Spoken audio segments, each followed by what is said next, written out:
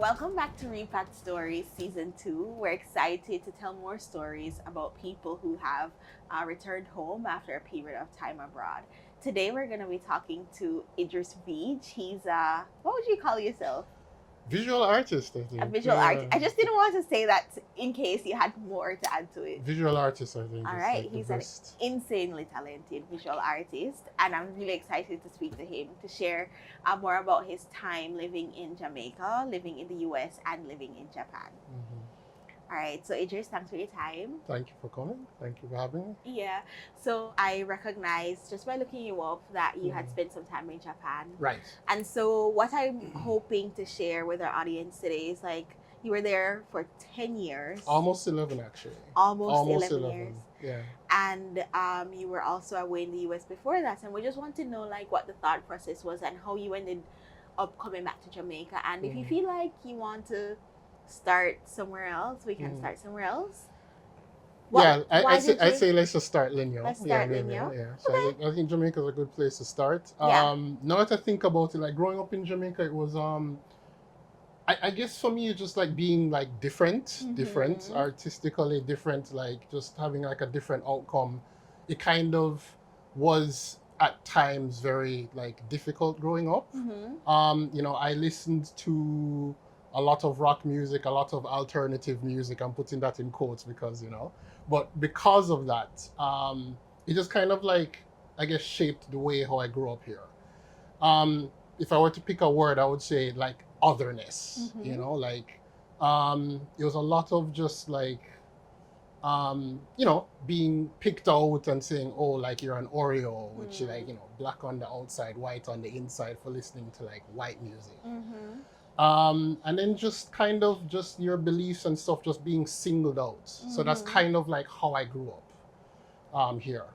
And so because of that, I think it was a bit, I don't want to say suffocating. I don't know if that's like a dramatic word, but for lack of a better word, a bit suffocating. Yeah. Yeah. How about your parents? Like, how did they feel about you? I'm sure for parents it's hard when they Mhm. sense their kids are being othered, but do Mhm. you feel like you had space at home to be? Yeah, absolutely. Like Yeah. I grew up with my mom and grandma, so those are my parents, and they just it wasn't a situation where it's like, oh, you can't listen to that type of, Mm-hmm. it was I grew up in a very like liberating space where I Mm-hmm. was just kind of like free to like and okay to listen to like listen to rock music, listen to that Yeah. stuff. Yeah. And what was your favorite art form at that time, do you think? Funny enough, I didn't have any. I, Yeah. I I was very late to the game when it came to just like art in Mm. general. I never really discovered that until maybe college, post college. Yeah.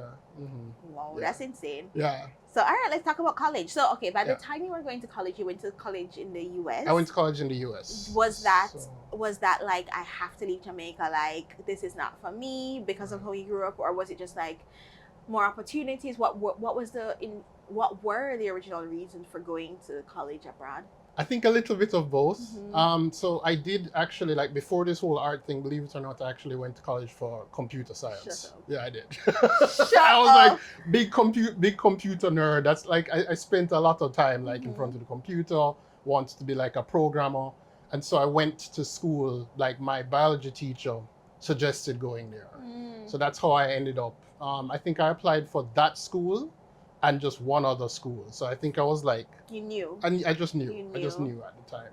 And to answer your question, if it was like I had to get out, Mm-hmm. I think at the time, like I didn't really have the language for it, just more of the feeling. But yeah, Mm-hmm. that was kind of it, for Yeah. lack of a better word. Like it was not. I mean, back in like 2000, um, like when it came to like going to shows and stuff here, it would be like 7 people and like a speaker. Like you'd go to like Chelsea and stuff, and there would be like a very small handful of people. Everybody knew everybody, and we just listen to like music and stuff like Linkin Park and stuff like that. But yeah, I think to answer your question, it was I had to like get out. Yeah. Yeah. I want to come back to that because I want to know Yeah. how many of those people you still talk to today. Fair enough. Fair Do enough. you, anyways, Yeah, we'll talk we'll about get it. I'm back to that. curious. We'll get back to it, sure. So you're there, and what did it feel like? If Jamaica felt very like you had to kind of like hold down Mm-hmm. just your creative expression, what was Yeah. it like when you were there? Oh, I exploded. Oh. I exploded. I think like the first week I was there, I ended up like getting my first piercing, and it was, Yeah. I just went like You just ran. I went just for ran. I it. just ran with it. Ran with it. I ran with it. I love that. Yeah. 14 piercings later, but Yeah. like. But you don't have the eyebrow. I took them out. That was my first one, but like Yeah. I took like over time they Yeah. eventually like took them out. Blah, blah, blah. But it's just I think like mentally it was just like being in like at a liberal arts college Mm-hmm. and just like being mixed with liberals or like people to the left, people to the right, foreigners, like just have like seeing that diversity. It just kind of like I was like, okay, this felt right, this felt natural. Yeah. So let's talk about identity a little bit, because coming from Jamaica and here, I guess you would have been for your interest a little bit different. Yeah. What was it like when you got to Florida and you were Jamaican, so Bob Marley, Irie Man, but also like interested in piercings and like expressions that people don't typically associate with a Jamaican? The funny thing is that like for the most part, like I was just kind of like I would say left alone. Like I think like just being someone that listened to that was just nothing special, which I loved. I was like, it just made I was able to just kind of like breathe a sigh of relief. Just be like, okay, I'm normal. This is nothing special. This is nothing out of the ordinary. I'll get to that part when we reach the Japan part about being. But for the most part, you also kind of got the thing was like, oh, you're Jamaican, cool sort of thing. Like it had a bit of a cool factor to it, Yeah. But for the most part, it was just chill and normal. All right. And so we talked a little bit before about your name. Yes. Can we talk about your name? The government name. Tell me that. I didn't know it wasn't. So tell if you feel like talking about it. Tell me about the evolution of your name. All right. So I was born Idris Eric Veitch Olokobo. So Idris and Olokobo, like my father's Nigerian, mom's Jamaican. So I like up until grade 5, grade 6, that was my name, right? And I think I got legally changed because it was kind of the situation where it's like every 5 minutes, what's your name? Idris. What?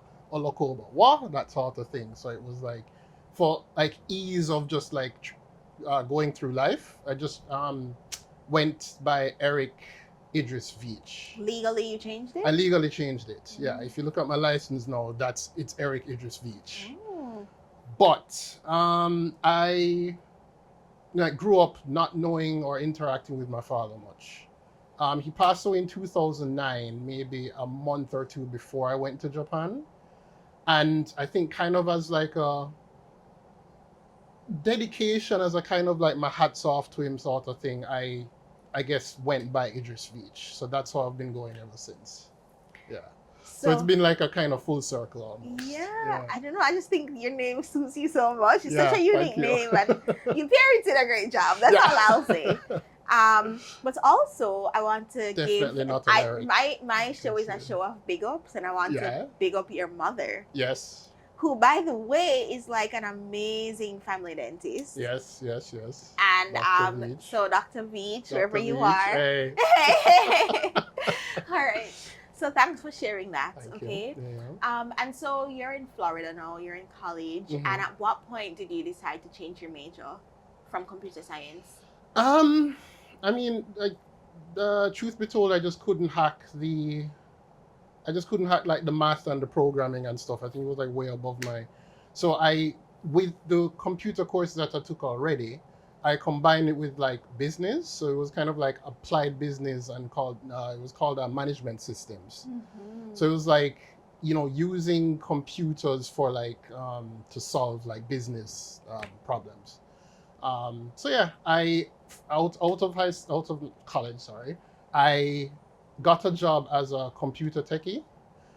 So I moved from Florida to Colorado. So I spent a little under a year in Colorado. as a computer technician. So I would go to your house and like clean, like do virus clean up and build computers from scratch, do networking, stuff like that. That's amazing. Yeah. So before we talk about the job, Yes. winter, coming from Jamaica, Right. coming from Florida. Right. Yeah. First winter, like first Colorado? official winter, Colorado of all places. Would not recommend. Oh my goodness. I mean, I mean, I snowboarded for the first time there, and I fell in love instantly. But I think just it was a bit of a shock to say the very least. Winter is. And you're making house calls, like your job is like going on the road and like going on the road. I put in countless miles just going to different houses and like stuff like it was like literally like that kind of joke where it's like like where it's just like just press this button to sort of like I'll do those calls as well, like that stuff. As easy as that to spending 2-3 hours like fixing someone's computer. Yeah. So this is a show about identity, right? Yeah. And seeing that you're at least 4 or 5 years in the US at this point, but you're interacting with the general public, American public in a place like Denver. Yes. What was that like for you, like as you represent physically going into homes like that? What did it feel like for you? I mean, Florida, even like, because I lived in the Tampa Bay area, St. Pete, and that was just diversity central, like, But then Denver, like, I remember first moving there and going to like a restaurant or something, and it was almost like, it's like those movies where you enter a scene and like the record just stops, like that sort of, was like, who is this person? Like, and that was like my first, I guess you can say like my first kind of tinge, my first like taste of like being different in another way. Growing up in Jamaica, it's just, I mean, different, but like there I was like, oh, maybe I am different, like Okay, thanks for sharing that. And so you got to this job, and as a lot of people do, they go to college and they have this 1 year period where you kind of work to get experience in your field. And so they decide they'd sponsor you a visa, which a lot of people dream of as well. So they have a reason to stay in the US. And then what happened? What happened was I went back home for Christmas holidays. Happy New Year. Everything's great. I'm about to, went on a plane and came back, like ready to start the new year off, right? During the time, like I think it would have been like October or whatever. While I was working there, they were working in like an industrial center where they had all these offices, and they downsized. So now we were working out of their home, and I get back to Denver, go to their house, and it's just everything is like shuttered, like as in like they weren't answering their phones, they weren't answering their thing, like nothing. So of course I go back home to like where I was living, and at the time I was like, it just kind of like the realization that like, okay, like I can't find a job in the 2 months I have left on my visa for them to sponsor me. So I had to like literally like scramble, pack up. I drove back to Florida with all my stuff. How long is that drive? 28 hours. Shut up. 28 hours. Wow. I had to sell all my stuff, sell my car, ship everything, and then I moved back here in 2007. Yeah. That must have been very traumatic. Just a tad. Can you imagine working with someone for months and they just ghost you? Like, no. And then you said later on that somebody sent you a friend request? Yep. Like a couple years after, this is like when I'm in Japan, sent a friend request, and I was like, really, guys? Like, really? Wow. Yep, sorry, go. Can you imagine? Oh my goodness. So, well, you're here today. So, if you had to reflect on your time in the US, I know you didn't necessarily leave by choice. You probably would have continued on if it was available. But what was your like best experience at that time? And is it somewhere that you would have stayed for longer if time allowed, if life allowed? If life allowed, yes. Just because, I mean, like we established already, like it gave me like that sense of freedom. And I think if things worked out the way they did, I'd probably still be there. I think. Yeah. Yeah. Yeah. But how would I say it? My best experience? Mm-hmm. Yeah, I guess that's it. Just to Okay. kind of Just yeah, being liberating. just being liberating. Yeah, Yeah. I love Yeah. that. Yeah. And so now you're in Jamaica in Mhm. 2007. And what did you do at first? Did you feel like, whoa, I landed back here? I was, somewhere else, and then I sort of landed back. Did it feel kind of like being dumped back, or did it kind of feel like, okay, this happened, but I'm rolling with it? What was your outlook at that time? Let me see if I can remember. I think it was the first one where I was like, okay, what next? I kind of had like a huge like what next moment, because I knew even then that like I did not want to like continue this the computer techie thing. Like even while I was in Colorado, I kind of grew a bit like not tired of it, but I was like, okay, this isn't it for the rest of time. So what happened was I saw ad in the cleaner for a like evening class at Edna for fashion design, and before then I did a few like T-shirts on the side, like my own prints, one or two I would say, not like anything big. Mm-hmm. And I decided, let me just take a leap of faith and just sign up for this class, which I did. So I would do like Monday, Tuesday, Wednesdays, just for 3 hours each time. And by like the second week, I was like, okay, this is it. So like totally switched gears. Like, So that's when you really started working on art. yeah, I would say that was the first time, first taste of it. Yeah. Yeah. Okay, and also garments. Garments, yeah. Garments. Yeah. So you're a visual artist, but you were in garments at Yes, the time. yeah. Okay, so we're establishing that. Yeah, Okay. yeah. All right. So you did that. You did Edna Manley, and Did you were there Edna for Manley. 2 years. Yes. What was Edna Manley like? Edna Manley was great. Yeah. The class was just because it's my first time there, so everything was new, everything was Yeah. fresh, so it was like anything was possible. Yeah. Yeah. I love that. Yeah. I love that coming from a more technical background and Yeah. then going into a creative world that you were excited about it, and Mhm. just so you shared that some of your cohort mates or classmates didn't actually finish your program, but they didn't finish with you. They didn't. Yeah, no. Like if it was maybe 10 of us, I think maybe one or two ended up at the end of the course, like Mhm. just for different circumstances. Right, Yeah, which is life is happening. life. Yeah. And so at that point, does that make you feel like, I'm sad to see them go, but well, I'm happy I'm done and I know where I'm going? Or did that also contribute, because you didn't stay in Jamaica after that, you went on? So at what point after this program did you feel like, I'm moving on again? Those 2 years were quite. Yeah. I think deep down, like even though I was here, it was like I still wanted to like move on. Like I still had that like, um, where I wanted to just kind of get that I guess that kind of expansion thing still. But at the same time, like being at Edna for evening class, I already knew that I wanted to do like a full-time course in fashion. So I was looking at like places like Parsons or FIT. And so the plan was to like go to Japan, like save money for a few years, and then so I could afford either one of those schools. Ah, okay. Yeah. All right. So like kind of go A to B sort of thing. Yeah. Mhm. Okay. I love that you have a. Are you also always so intentional, or do you kind of? Am Are you? I? Or does it just work out really well for you? I don't really know. I think yes. Yeah. Yes, Yeah. to both? I think to both. Yeah. It just worked out. Yeah. Okay. Yeah. All right.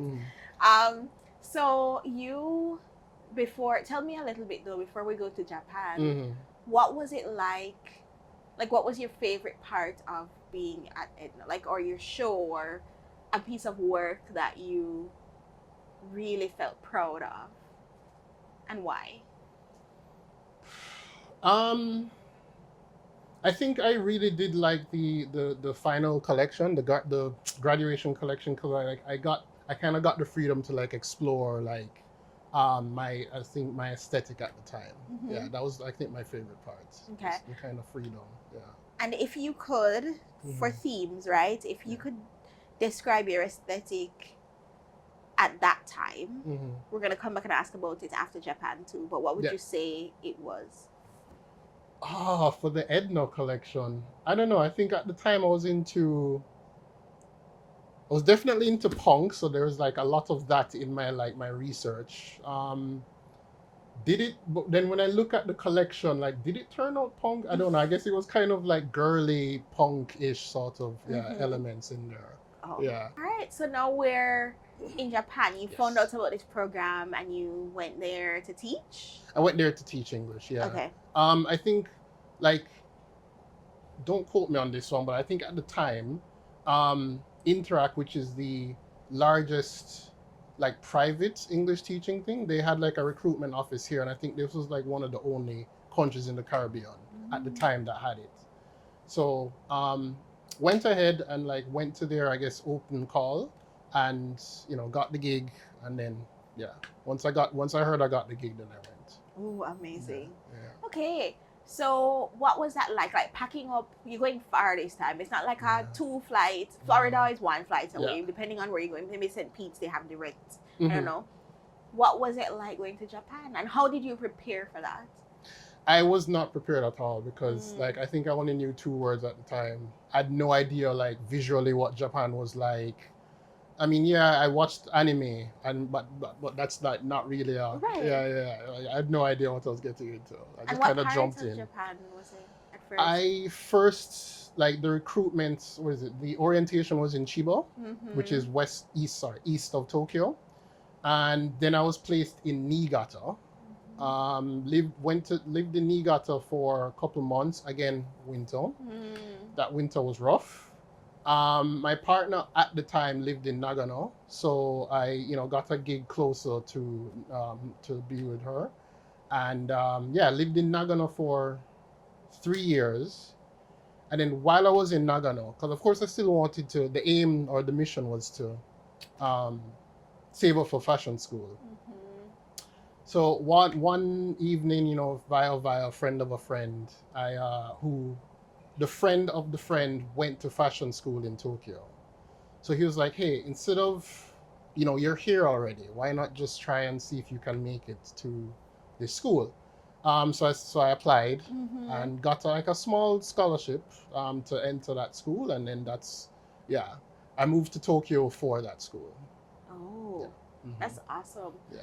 So, what was the difference culturally about being a little bit? Would you say um, the first region was a little more rural or not Yeah. really?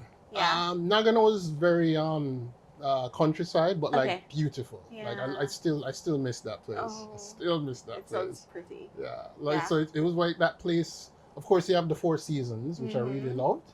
So it was like summers was like camping and barbecue and going to the river, and then winters was snowboarding and Mm. onsen, hot springs. Yeah. Ooh, Yeah.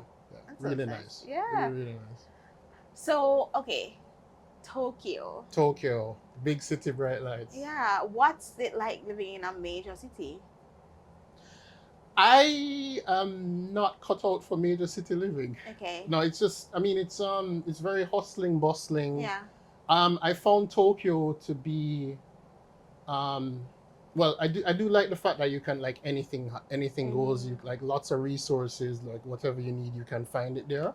But Mm-hmm. then on the flip side, I think, like, and I guess we'll get to this a bit more later, it's just um I found it to be cold sometimes, like a Yeah. bit of like a cold, like everyone's just like coming Yeah. and going sort of thing, and like I didn't, yeah. It's About not, their business. everybody's about their business. It's not as like warm Mm-hmm. sometimes, yeah.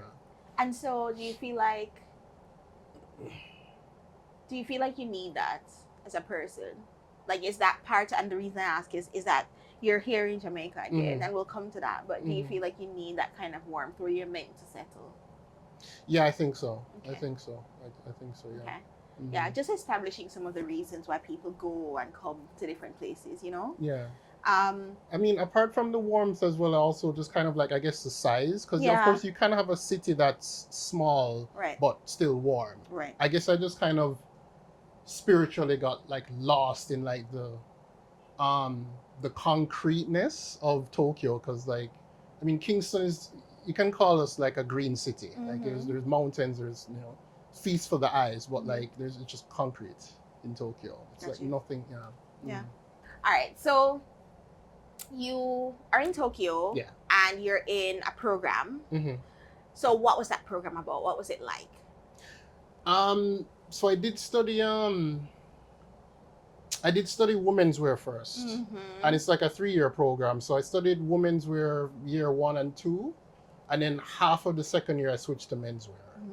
Right. What was this? Why? What was the reason for the switch? I think at the time I just really wanted to study menswear. Yeah.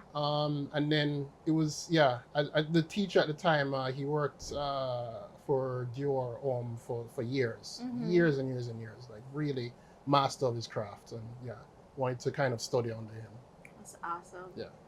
So at this point, you're still in fashion, Still in fashion. and you finish this program. Yes. And when you finish the program, what's your thought process at that time? At that time, wanted to, work in the fashion industry while I was there, because that's what I was there. And went through a few interviews, and it unfortunately just didn't go as planned. Like I don't know what it was, but like like interview after interview, I just didn't get the job. So I actually went back to teaching English. A bit disappointed, obviously, but like Yeah, I feel like I would kill. When you tell this story now, it just feels like I want to see a collection of what. Yeah. Can you imagine like the cultural influence and all of the...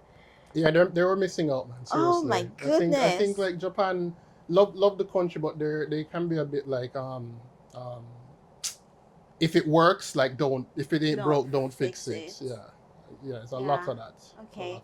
And so tell me about, we didn't really stop to talk about your identity there, and what it was like being an unambiguously Black man in Japan. Like, what is that like?